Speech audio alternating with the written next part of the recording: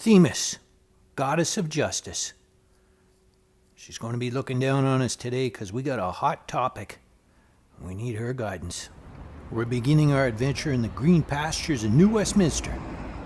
With me on camera as always is Rick Von Schmidt. Recently, the city of Victoria removed its statue of Canada's first Prime Minister, John A. Macdonald. Macdonald's statue was removed because of his role in the establishment of residential schools where Indigenous children were abused and killed. Now here in New Westminster, City Council is considering removing this statue of Matthew Begbie. Known as the Hanging Judge, Begbie wrongfully sentenced and hanged 6 First Nations chiefs during the Chilcotin War of the 1860s. I thought we'd take a look around town at some of the other statues to see whether they should be removed too. I'm going to debate Rick. I'm going to argue the statue should stay, and he'll argue they should be removed. Still in New Westminster, along the mighty river he named, we have a bust of the acclaimed explorer Simon Fraser. Born in 1776, his work establishing trading posts ensured this area would become part of Canada, not America. Today, Simon Fraser University's world-class bagpipe band pays tribute to this hero's Scottish ancestry. Rick says, colonial scum. He exploited and disrespected Indigenous peoples. Remove this bust, Rick says. Our last stop in New Westminster, here is the world's tallest tin soldier. Built in 2000, this whimsical 10-meter tall tourist draw pays tribute to the Royal Engineers who founded New Westminster. Rick says, colonial scum. Tin soldiers were first made to honor Frederick the Great, a Prussian warmonger in the 1700s. He was idolized by the Nazis.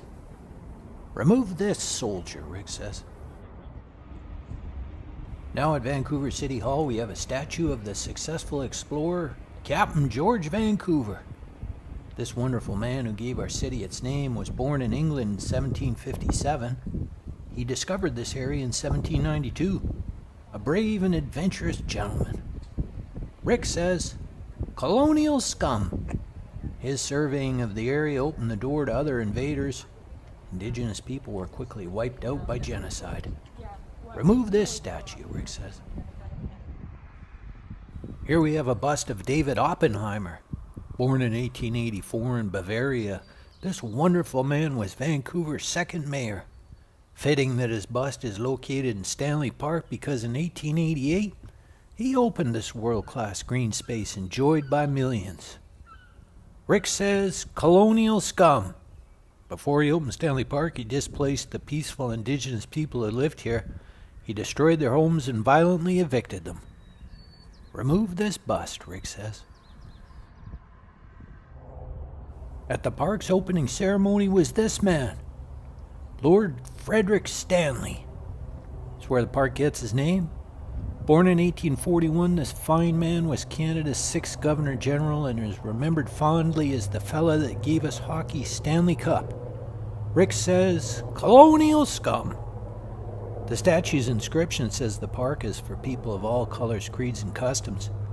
This is ironic since he was an accessory to Oppenheimer's crime of evicting the Indigenous people from the park. Remove this statue, Rick says.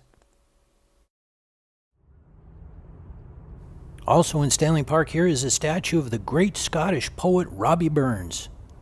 Born in 1759, this artistic genius gave us many great poems, including my favorite, Auld Lang Syne. Rick says, colonial scum. He was the Harvey Weinstein of his day, responsible for gender discrimination and harassment. His behavior would not have withstood today's Me Too zeitgeist. Remove this statue, Rick says. Our last stop in Stanley Park is this memorial for Queen Victoria. This beloved monarch was born in 1819. She had high moral values that influence our better nature even today. In fact, our provincial capital city is named in her honor, beautiful Victoria. Rick argues, colonial scum. She interfered with democratic politics and publicly shamed innocent people. During her reign, Britain violently expanded its empire. Her imperialistic actions are highlighted by the Boer War. Remove this memorial, Rick says. All right, we're in Gastown for our final debate today.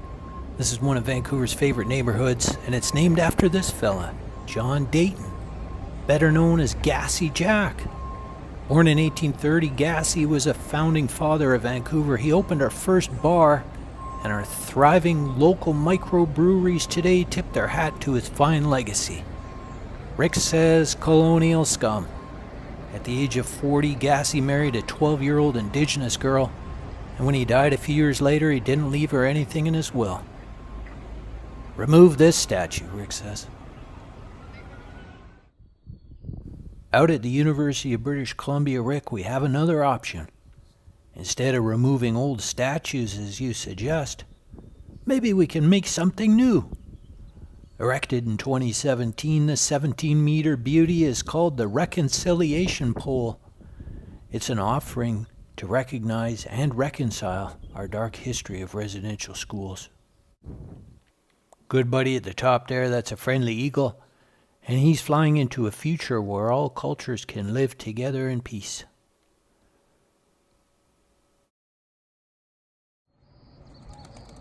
And here's another option, Rick. Maybe statues don't need to venerate historical figures. These 14 big bronze laughing dudes in Vancouver's West End were put here in 2009 simply to make people happy. I think this is going to be a good place to wrap it up. I'd like to thank Bev Sugarman for makeup and Jewel Hailmere for wardrobe. On behalf of Rick and myself, thanks for watching. And until next time, that's a good bee.